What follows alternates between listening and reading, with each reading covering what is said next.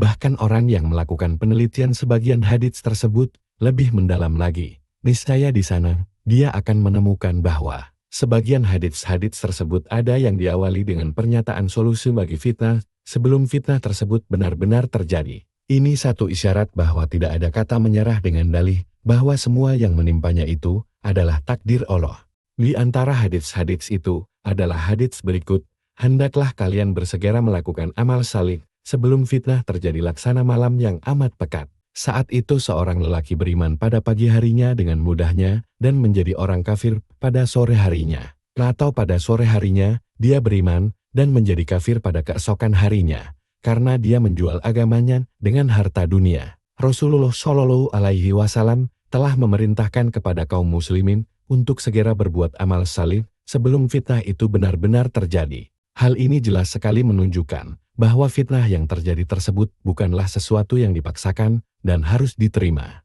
Jika tidak demikian, apa gunanya penangkal yang diserukan oleh Rasulullah Shallallahu Alaihi Wasallam kepada mereka untuk dilakukan? Ketiga, sebagaimana yang diketahui, sudah pasti para sahabat adalah orang-orang yang paling mendalam pemahamannya tentang urusan agama. Bagaimana tidak, mereka inilah yang telah dipilih oleh Allah untuk mendampingi Rasulullah Shallallahu Alaihi Wasallam. Jika kita menilik lebih jauh prinsip hidup mereka, maka akan kita dapati bahwa mereka tidak memahami takdir sebagai satu alasan untuk bersikap lemah dan dari kewajiban memperjuangkan agama. Tetapi sebaliknya mereka menolak takdir Allah yang menimpa mereka dengan takdir Allah yang lama. Dalam hal ini, kami dapat memberikan contoh sikap Umar dan Abu Ubaidah radhiyallahu anhuma terkait pendapat keduanya terhadap wabah kolera yang mengganas di kota Sam. Ibnu Abbas radhiyallahu anhuma mengisahkan sebagai berikut, pada suatu ketika Umar radhiyallahu anhu mengadakan perjalanan menuju Sam hingga sampailah beliau di kota Sarga. Di situ dia ditemui komandan pasukannya, Abu Ubaidah bin Jarrah radhiyallahu anhu dan beberapa sahabat yang lain. Mereka memberitahukan kepadanya bahwa di wilayah Syam sedang dilanda wabah kolera yang ganas. Umar radhiyallahu anhu berkata, "Panggillah kaum muhajirin," maka diundanglah kaum muhajirin awal. Kemudian Umar radhiyallahu anhu mengadakan sidang musyawarah dengan mereka. Dibeberkanlah dalam forum tersebut bahwa di Syam sedang terjadi wabah kolera yang mengganas, namun mereka berselisih pendapat ketika menyikapi masalah tersebut. Sebagian mereka ada yang berkata, "Engkau telah jauh-jauh menempuh perjalanan, tampaknya kami berpendapat tidak ada alasan bagi Anda untuk kembali." Sedangkan sebagian yang lain menyangga, bersama Anda ada sekelompok orang dan beberapa sahabat Rasulullah Shallallahu Alaihi Wasallam. Kami tidak setuju jika engkau menjerumuskan mereka dalam wabah penyakit ini. Kemudian Umar berkata, "Sudah, bubarlah kalian dari hadapanku." Umar berkata lagi, "Sekarang, panggilkan untukku kaum Ansar." Maka dipanggillah orang-orang Ansar. Kemudian Umar radhiyallahu anhu juga bermusyawarah dengan mereka. Namun apa yang terjadi pada kaum muhajirin juga terjadi pada mereka. Maka berkatalah Umar radhiyallahu anhu kepada mereka, "Sudahlah, kalian boleh bubar." Kemudian Umar berkata lagi, "Panggilkan untukku siapa saja yang ada di sini dari orang-orang Quraisy yang turut hijrah dan juga turut serta dalam penaklukan kota Mekah." Maka dikumpulkanlah mereka untuk mengadakan sidang musyawarah. Nah, pada kesempatan ini, tidak di antara mereka yang berselisih dalam masalah ini, meskipun hanya dua lelaki saja. Mereka berkata, "Kami berpendapat sebaiknya Anda kembali saja bersama rombongan orang-orang itu, dan janganlah Anda menjerumuskan mereka dalam wabah penyakit itu." Maka berkatalah Umar radhiyallahu anhu dengan keras di hadapan orang-orang, "Besok aku akan kembali ke Madinah, maka bersiap-siaplah kalian untuk kembali pada esok hari." Namun, Abu Ubaidah radhiyallahu anhu menyangkal keputusan Umar ini. Dia berkata, "Apakah ini artinya Anda lari dari takdir Allah?" Maka Umar radhiyallahu anhu menjawabnya, "Andai yang berkata itu bukan engkau, wahai Abu Ubaidah, niscaya akan aku katakan, iya benar, kita lari dari takdir Allah menuju Allah yang lain. Bagaimana pendapatmu jika engkau memiliki unta yang engkau gembalakan, sedangkan di sana terdapat dua lembah, yang satu subur dan yang satu gersang? Kemudian, apabila engkau menggembalakan unta-untamu di lembah yang gersang, bukankah engkau menggembalakannya dengan takdir Allah?" Maka datanglah Abdurrahman bin Auf radhiyallahu anhu yang selama itu tidak muncul, karena ada suatu kepentingan. Maka dia berkata, "Sungguh pada diriku dalam masalah ini, ada pengetahuan, Aku mendengar Rasulullah Shallallahu Alaihi Wasallam bersabda, jika kalian mendengar wabah tersebut sedang melanda di suatu negeri, maka janganlah kalian mencoba untuk pergi ke negeri tersebut. Namun jika kalian terlanjur berada di negeri yang terjangkit wabah tersebut, maka janganlah kalian mencoba-coba keluar dari negeri itu. Ibnu Abbas radhiyallahu anhu berkata, maka Umar radhiyallahu anhu pun memuji Allah kemudian pergi. Hadits di atas menunjukkan secara jelas bahwa tidak boleh menyerah kepada takdir buruk yang menimpa.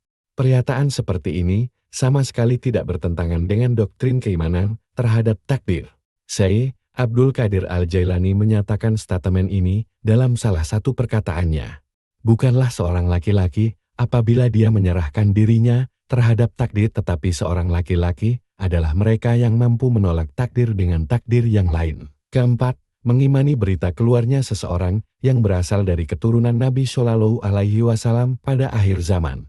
Bukanlah sebuah alasan bagi seseorang untuk lari dari kenyataan dan tidak ada usaha untuk mengubahnya. Yang benar justru sebaliknya. Keimanan justru harus disokong dengan nilai-nilai yang membuat kita tetap tegar dalam mengemban risalah agama di dalam diri setiap muslim. Iman akan datangnya Imam Mahdi pada akhir zaman justru diharapkan dapat menyalakan pelita harapan di dalam dada setiap muslim, dan untuk menggerakkan dirinya guna mengadakan persiapan bagi periode tersebut maupun periode yang akan berlangsung. Perlu kami ingatkan bahwa problematika yang sedang dihadapi oleh umat Islam sebenarnya tidak hanya terletak pada kemunculan seorang lelaki yang akan mengadakan perubahan, tetapi problem sebenarnya justru terletak pada permasalahan apakah mereka benar-benar siap untuk membela agama ini. Dan sejauh mana keistiqamahan mereka dalam membelanya?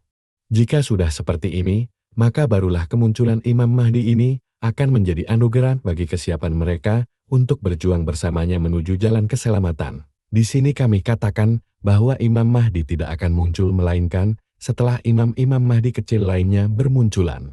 Untuk mempermulus bagi kemunculan Al-Mahdi Al-Muntasar yang sebenarnya. Atsar yang penuh berkah ini menyatakan bahwa kemunculan Imam Mahdi di muka bumi nantinya tidaklah berjuang sendirian.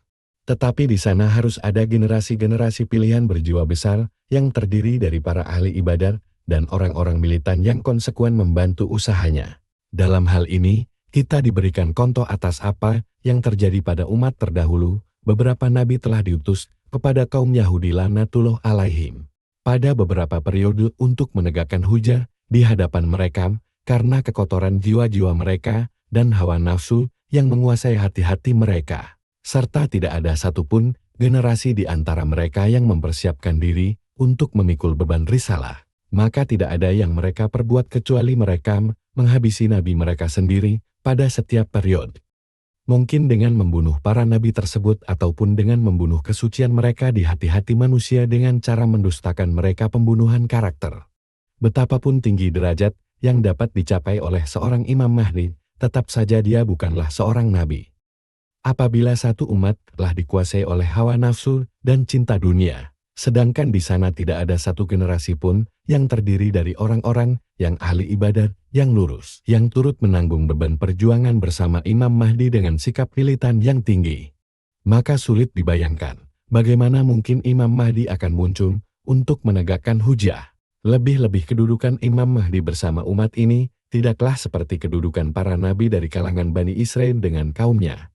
Dalam kesempatan ini pula akan kami jabarkan provokasi para pengobar fitnah yang menentang Imam Ali radhiyallahu anhu.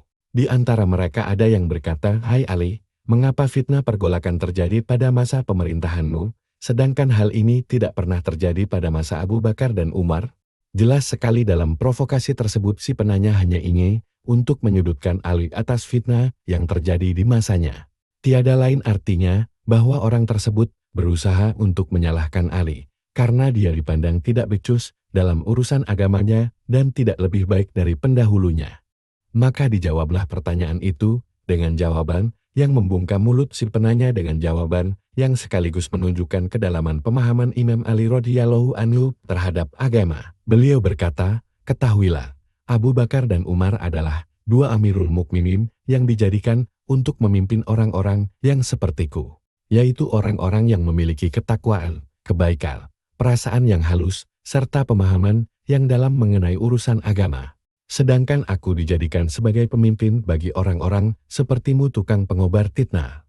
Jawaban yang menakjubkan ini sekaligus telah memberi kita sebuah pelajaran yang amat penting, yaitu, seperti apa din kalian, seperti itu pula pemimpin kalian. Dari sini, dapat kami simpulkan bahwa kemunculan Imam Mahdi sama seperti halnya dengan kemunculan satu generasi umat Islam, dengan seorang pemimpinnya yang diikuti oleh orang-orang saleh, dengan segala kematangannya untuk mengemban risalah dan memimpin dunia menuju petunjuk hidayah.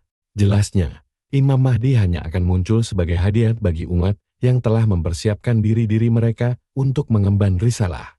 Bisa jadi, hal yang membuat orang-orang bingung pada masa sekarang adalah, tiap kali mereka melihat gerakan kembali pada agama, mereka terburu-buru mengharapkan kemenangan sebagai buah dari gerakan tersebut. Maka dari itu, mereka segera melakukan berbagai kajian dalam karya-karya tulisan. Namun, yang mereka temukan justru karya-karya yang menyesatkan mereka. Problem yang dihadapi umat sekarang ini bukan terletak bagaimana caranya untuk menang, tetapi yang lebih penting lagi bagaimana kita dapat merealisasikan kriteria-kriteria yang membuat kita dapat meraih kemenangan. Dengan kata lain, jangan berkata, bagaimana caranya agar kita dapat menang, tetapi katakanlah, apakah kita berhak untuk mendapatkan kemenangan itu? Sebab, rasa bimbang terhadap bagaimana cara memperoleh kemenangan akan menjatuhkan keragaman jiwa dalam menyikapi takdir Allah dan menjatuhkan derajat kemanusiaan. Padahal meragukan takdir Allah adalah hal yang membuat seseorang keluar dari agama, maka camkanlah hal ini.